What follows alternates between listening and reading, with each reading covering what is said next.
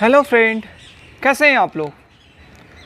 तो आज हम लोग बात करने वाले हैं that is what inflation and unemployment का इम्पॉर्टेंट क्वेश्चन क्या है जो प्रीवियस ईयर में पूछा जा चुका, किस तरीके के इससे क्वेश्चन पूछते हैं, क्या क्या आंसर लिखना है, समझ रहे। तो ये बात करने वाले हैं। तो ये हमारा जो लास्ट है चैप्टर का इम्पॉर्टेंट क्वेश्चन का ये आता है that is inflation and unemployment. ठीक है, अगर आपने पहले जितने भी चैप्टर है उनका अगर आपने इंपॉर्टेंट क्वेश्चन नहीं देखा है तो प्लीज़ जा करके देखिए, क्योंकि वो बहुत ही ज़्यादा इंपॉर्टेंट है आपके लिए, समझ रहे। लेक्चर से ज़्यादा इंपॉर्टेंट है ये क्वेश्चन आपके लिए देखना कि किस तरीके से पूछेंगे, किस तरीके से आंसर मिलेगा। गेटिंग। तो हाँ, अब देखिए इन्फ्लेशन एंड अनएम्प्लॉयमेंट का बहुत ही अच्छा तरीका से मैंने वीडियो बनाया, लगभग 2 घंटे का वीडियो है जो 3 पार्ट में आया है। दैट इज़ फ्लिप्स कर्व, उसके बाद that is expectation augmented Phillips curve, फिर हमारा आया था that is cost of unemployment and inflation. ठीक है, तो हमने बहुत अच्छा तरीके से वो वीडियो बनाया, तो प्लीज़ मैं रिकमेंडेड करूँगा कि पहले वो जा कर के देखिए, समझ रहे हैं ना। पहले वो जा कर के देखिए, फिर आपको कुछ नहीं, बिल्कुल बच्चों की तरह कुछ क्वेश्चन पूछते ही नहीं है, बिल्कुल बच्चों वाली ही हरकतें बिल्कुल करते हैं, समझ रहे हो कि नहीं। इसलिए वो पहले अगर तीनों लेक्चर आप जा करके देखते हैं तो ये क्वेश्चन आपको इजीली समझ में आएगा और खुद आप आंसर दीजिएगा, समझ रहे हैं। हाँ, तो अब बात आता है कितने टाइप के क्वेश्चन इसके अंदर आते हैं। तो देखिए इसके अंदर 3 टाइप के क्वेश्चन आएंगे। टाइप नंबर 1 जो कि महा इंपॉर्टेंट कौन सा क्वेश्चन है, that is what is Phillips curve. बताइए फिलिप्स कर्व क्या है। ठीक है, और क्या बोलेगा, why it is negatively slope,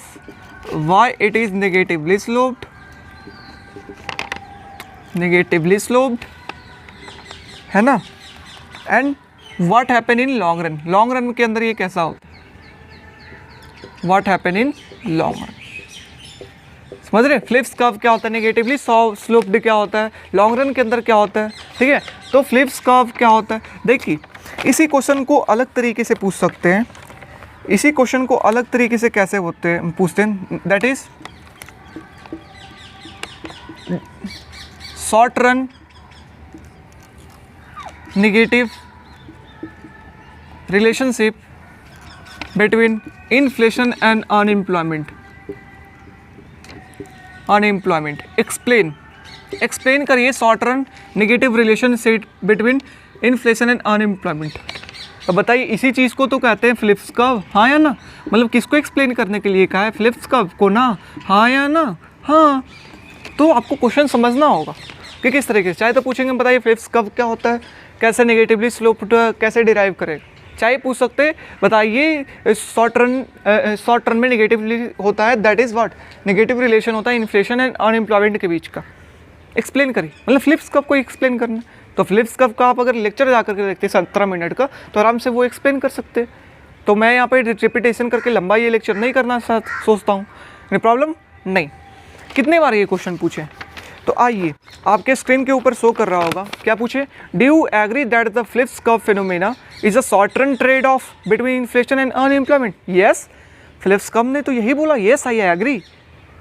if so why, क्यों एग्री, तो बता देना कि फ्लिप्स ने क्या माना, क्या हुआ, उन्होंने क्या 97 ईयर का वो उठाया, समझ रहे हैं ना। तो बिल्कुल अच्छे तरीके से explain. What happen in the long run के अंदर फ्लिप्स कर्व कैसा होता है, तो लॉन्ग रन के अंदर, शॉर्ट रन के अंदर तो फ्लिप्स कर्व नेगेटिवली स्लोप्ड होता है शॉर्ट रन के अंदर, है ना, that is inflation and unemployment के बीच का। लेकिन लॉन्ग रन के अंदर कैसा होता है, वर्टिकली होता है, वर्टिकली जितना अनएम्प्लॉयमेंट होना चाहिए उतना होता है, दैट इज नेचुरल रेट पे अनएम्प्लॉयमेंट होता है, इन्फ्लेशन का कोई इफेक्ट नहीं पहुंचता है, दैट इज वर्टिकली होता है फ्लिप्स कर्व। एनी प्रॉब्लम, समझ में आ रहा है कि नहीं। हाँ, तो ये चीज़। अच्छा, फिर हमारा दैट इज़ कितना बार ये क्वेश्चन पूछा गया, तो आप ही देखिए लगभग ये 2013, 2015, 2016, 2019, 2020 इतने बार क्वेश्चन पूछे गए, इतने साल, मतलब 9 सालों में 5 साल ये क्वेश्चन पूछे गए 15 मार्क्स का, समझ रहे हैं। तो ये समझना फ्लिप्स कर्व वाला कितना इंपॉर्टेंट है, वो 17 मिनट का वीडियो कितना इंपॉर्टेंट है, आप ये समझ जाइए। Getting okay. अब आता है सेकेंड टाइप हमारा क्या, सेकेंड टाइप हमारा बोलता है दैट इज ये भी 3-4 बार क्वेश्चन पूछ चुका है। That is what is inflation. Inflation क्या है ये बताइए। What are the cause of inflation, क्यों होता है इन्फ्लेशन ये बताइए। What are the cause of inflation,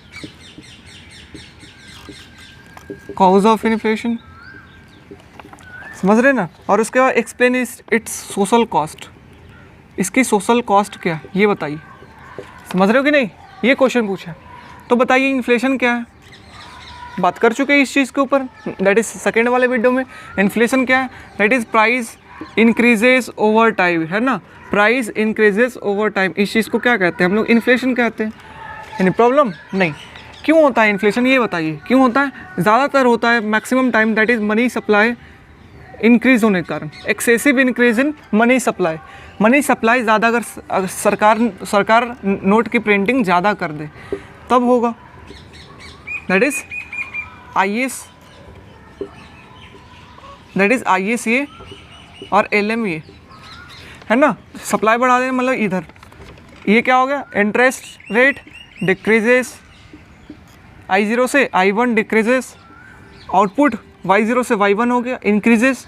but money supply increase करने के कारण इनिशियली प्राइस कितना था P0, कितना था P0, तो आउटपुट कितना था Y0। अब प्राइस कितना हो जाएगा, दैट इज़ P1, हाँ या ना। Y2 प्राइस भी बढ़ा आउटपुट भी बढ़ा, तो प्राइस क्या हो रहा है, बढ़ रहा है। तो धीरे धीरे यही ओवर टाइम लगातार ये बढ़ते रहे, 1-2 साल हो, तो क्या हो जाएगा, मार्केट में इन्फ्लेशन आ जाएगा। और ज़्यादा लगातार बढ़ते रहे तो उस चीज़ को क्या कहते हैं, हाइपर इन्फ्लेशन कहते हैं। यस और नो। बहुत, जब इन्फ्लेशन बहुत ज़्यादा हो, 1000% हो, इस तरीके से, यानी प्रॉब्लम नहीं। इसकी सोशल कॉस्ट क्या है, तो हम लोग देख चुके हैं सोशल कॉस्ट क्या है। इन्फ्लेशन अगर होगा तो cost of holding money in hand, हाथ में पैसा रखना महंगा पड़ेगा। यस और नो। जाके बैंक में डिपॉजिट करो, हाथ में पैसा रखना महंगा पड़ेगा। फिर उसके बाद देखे थे मेन्यू कॉस्ट वगैरह ऐसा आ जाता है ना।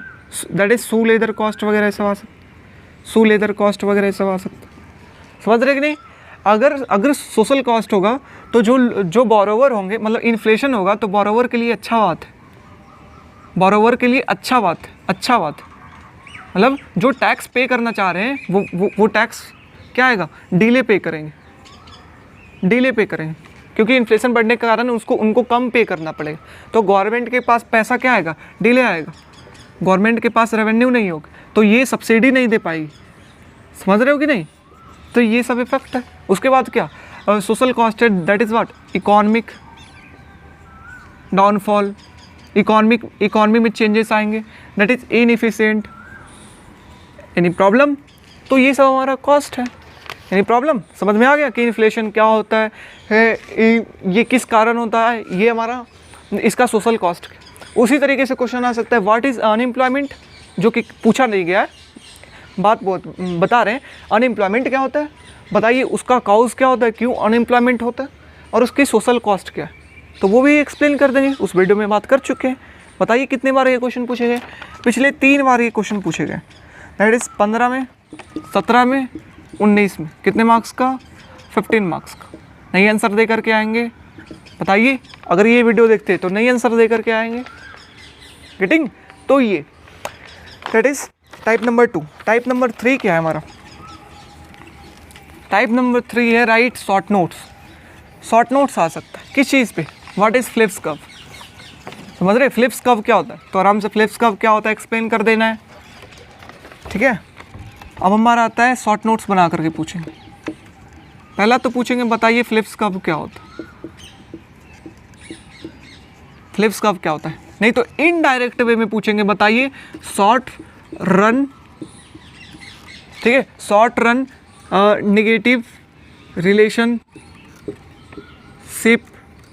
Relationship between inflation and unemployment, ये बताइए इनडायरेक्ट वे में फ्लिप्स कर्व। फिर सेकेंड क्या पूछ सकते हैं बताइए, that is demand pool inflation क्या होता है, what is demand pool inflation. Demand pool का मतलब क्या हुआ, डिमांड बढ़ जाना, इसके कारण अगर इन्फ्लेशन हो। डिमांड बढ़ जाने का मतलब क्या है, ये अगर देखिए ये AD है, ये एस है, डिमांड पूल का मतलब डिमांड बढ़ जाना। एग्रीगेट डिमांड इंक्रीज हो जाना, इंक्रीज हो गया, तो इसके कारण क्या होगा, ये प्राइस आउटपुट इनिशियली कितना E0, तो प्राइस कितना है P0, आउटपुट इन या रियल जीडीपी Y0, फिर क्या होगा, प्राइस क्या हो गया, बढ़ गया, इक्विलिब्रियम E1 Y1, तो प्राइस क्या हो गया, बढ़ गया, तो प्राइस बढ़ना मतलब क्या, इन्फ्लेशन, समझ रहे हो कि नहीं, इन्फ्लेशन होना, यानी प्रॉब्लम नहीं, तो डिमांड ज़्यादा होने के कारण प्राइस बढ़ा, जिसके कारण इन्फ्लेशन आया, उसको क्या कहते हैं, डिमांड पुल इन्फ्लेशन का। फिर से डिमांड बढ़ना, एग्रीगेट डिमांड बढ़ना, प्राइस बढ़ना, इन्फ्लेशन बढ़ना, उस चीज़ को कहते हैं डिमांड पुल इन्फ्लेशन, यानी प्रॉब्लम नहीं ना, डिमांड बढ़ गया। ओके, उसके बाद आता है कॉस्ट पुल, कॉस्ट पुल इन्फ्लेशन, मतलब इस बार डिमांड नहीं, जो कॉस्ट है प्रोडक्ट की वो इंक्रीज कर गई, प्राइस इंक्रीज कर गई, प्राइस इंक्रीज कर गई।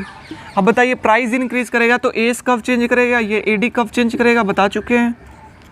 अगर ये एडी है, ये एस है, प्राइस बढ़ जाने के कारण किधर की ओर से चेंज करेगा, अपवर्ड, ऊपर की ओर चेंज करेगा, एस कब, है ना।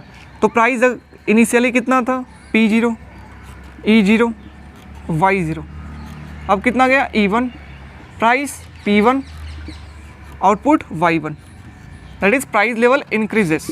तो प्राइस अगर, तो क्या कॉस्ट पुश का मतलब कॉस्ट बढ़ना, एग्रीगेट सप्लाई अपवर्ड, जिसके कारण प्राइस बढ़ा, और प्राइस बढ़ना मतलब धीरे धीरे क्या आएगा, इन्फ्लेशन आएगा।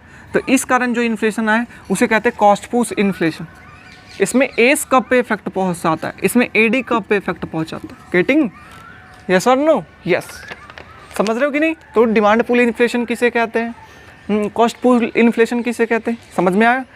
हाँ, अब आगे आता है, दैट इज शॉर्ट नोट्स में पूछ सकते हैं, बताइए स्टैगफ्लेशन क्या होता है। स्टैगफ्लेशन बहुत ही इंपॉर्टेंट टर्म है, स्टैगफ्लेशन। स्टैगफ्लेशन किसे कहते हैं, अगर इकोनॉमी के अंदर, इकोनॉमी देखिए दो चीज़ है, वो सबसे ख़राब चीज़ है, क्या क्या ख़राब चीज़ है, दैट इज़ बेरोज़गारी और महंगाई, ये दोनों इकोनॉमी के लिए बहुत ही ख़राब चीज़ है, समझ रहे। तो अगर इकोनॉमी के अंदर बेरोज़गारी भी हो, अनएम्प्लॉयमेंट भी हो, और क्या चीज़ हमारा, और महंगाई भी हो, दोनों चीज़ हो, तो इस सिचुएशन को हम लोग क्या कहते हैं, दैट इज स्टैगफ्लेशन। अगर इकोनॉमी के अंदर दोनों ज़्यादा है तो इस चीज़ को क्या कहेंगे, इकोनॉमी हमारा स्टैगफ्लेशन में, महंगाई भी ज़्यादा है और बेरोज़गारी भी ज़्यादा, समझ में आ रहे हो कि नहीं। तो ये बहुत इंपॉर्टेंट टर्म है स्टैगफ्लेशन, 2-3 बार पूछ चुके हैं प्रीवियस ईयर में शॉर्ट नोट्स बना करके, समझ रहे। तो इस तरीके से शॉर्ट नोट्स बनाएंगे। फ्लिप्स कर्व क्या है, डिमांड पुल, कॉस्ट पुल, यहाँ से तो 15 मार्क्स का भी क्वेश्चन पूछे गए, 15 मार्क्स का, समझ रहे हो कि नहीं, 15 मार्क्स का। बताइए कॉस्ट पुल इन्फ्लेशन क्या होता है, एक्सप्लेन थ्रू ADAS, समझ रहे हो ये। फिर स्टैगफ्लेशन क्या होता है, टाइप नंबर 3। अब आता है जो टाइप नंबर 4 है, बस छोटा सा बिल्कुल। टाइप नंबर 4 क्या है, जो एक बार पूछा गया है क्वेश्चन, 1 टाइम 9 सालों में, वो क्या है। देखिए फ्लिप्स कर्व, हम लोग फ्लिप्स कर्व के लेक्चर में आप लोग देखे होंगे कि फ्लिप्स कर्व हमेशा फॉलो नहीं होता। 1960 से 1970 तक फ्लिप्स कर्व फॉलो था, लेकिन उसके बाद फ्लिप्स कर्व वैलिड नहीं था, अनफॉलो हो गया, समझ रहे हैं ना। जो कह रहे थे वो वैसा काम नहीं हो रहा था, तो वो अब पूछता है कि क्या बोलता है, कि बोलता है that is there is no systematic relationship between inflation and unemployment, समझ रहे। कोई सिस्टमेटिक रिलेशनशिप नहीं होता इन्फ्लेशन और अनएम्प्लॉयमेंट में, एक्सप्लेन, बताइए, समझ रहे। There is no systematic relationship between inflation and unemployment, explain करिए, मतलब फ्लिप्स कर्व फॉलो नहीं करेगा, इस चीज़ को एक्सप्लेन करिए, यही ना। हाँ, मतलब ये क्या है, दैट इज एक्चुअल में ये क्या है, एक्सपेक्टेशन ऑगमेंट फ्लिप्स कर्व, ये हमसे बोलना चाहता है। जो हमें बताए थे कि फ्लिप्स कर्व क्यों फॉलो नहीं होता है, क्यों फॉलो होता है, ये क्या इन्होंने बोला था, that is what, negative relationship between what, unanticipated inflation and cyclic unemployment. समझ रहे? इस पे तो वीडियो बनाया हुआ है, लेक्चर नंबर 2 है ना, that is unemployment and inflation का लेक्चर नंबर 2, यही ना? हाँ, that is negative relationship between unanticipated inflation and cyclic unemployment. तो इसे हम लोग अच्छे तरीके से वहाँ पे बात किए, वो एक्सप्लेन करना है जो मैथमेटिकली हम लोगों ने वहाँ पे जो हम लोगों ने डिराइव किया था, that is pi minus pi is equal to minus H और कितना यू माइनस यू बार। इस चीज़ को हमको समझाना है, समझ रहे ना, अच्छे तरीके से। तो ये हमसे पूछना चाहता है, दैट इज फिलिप्स कब फॉलो नहीं करता, एक्सपेक्टेशन ऑगमेंट मॉडल के बारे में बताइए। कितने मार्क्स का? 15 मार्क्स का। यानी प्रॉब्लम नहीं। तो अगर फिर से इस लेक्चर में मैं हूँ जो इम्पॉर्टेंट क्वेश्चन की बात कर रहा हूँ, एक्सप्लेनेशन की ज़्यादा बात नहीं कर रहा हूँ, थोड़ा कॉन्सेप्ट दे रहा हूँ कि अच्छा ये होता है, ये होता है, ये। लेकिन अगर पूरा आपको थ्योरेटिकली बैकग्राउंड जानना है तो वो आप वीडियो जा करके देखिए। मैं प्रीवियस ईयर क्वेश्चन बता रहा हूँ इंपॉर्टेंट क्या क्या है, क्योंकि मैंने पहले ही वर्कआउट कर चुका हूँ, तो क्यों फिर से करना, क्यों लेक्चर को लंबा करूँ, गेटिंग? तो इस तरीके से क्वेश्चन पूछेंगे इस चैप्टर से, समझ में आ रहा है? तो सबसे इंपॉर्टेंट क्या है? Phillips curve. Phillips curve negative relationship क्या क्यों होता है, लॉन्ग रन में फिलिप्स कर्व कैसा होता है, कम से कम 5 बार क्वेश्चन पूछ चुके। उसके बाद क्या, इन्फ्लेशन क्या होता है, समझ रहे? इन्फ्लेशन क्या होता है, इन्फ्लेशन क्यों होता है, उसका सोशल कॉस्ट क्या है बता दें। अनएम्प्लॉयमेंट क्या है, क्यों होता है, सोशल कॉस्ट क्या है बता देंगे। यानी problem, that is type number 2, ठीक है। फिर टाइप नंबर 3 क्या आता है, शॉर्ट नोट्स। फिलिप्स कर्व पे लिखिए, cost push inflation, demand pull inflation, stagflation क्या होता है, समझ रहे? फिर type number that is 4, that is बताइए कि कब फिलिप्स कर्व फॉलो नहीं होगा। There is no systematic relationship between inflation and unemployment, please explain. That is what, expectation augmented Phillips curve explain करेगा, वो लिख करके आना। तो ये हमारा क्वेश्चन पूछा गया, दैट इज सबसे important Phillips curve.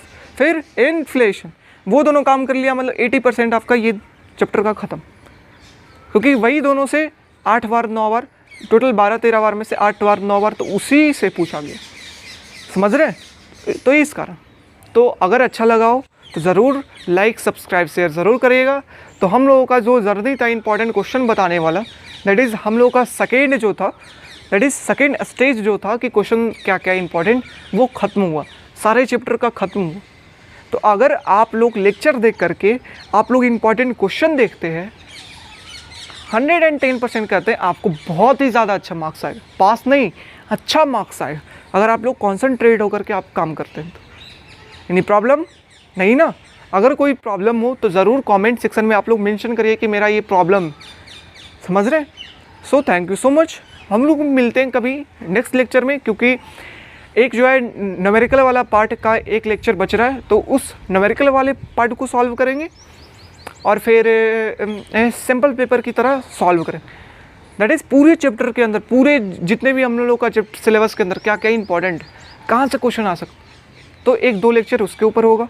So thank you so much, मिलते हैं हम लोग नेक्स्ट लेक्चर में।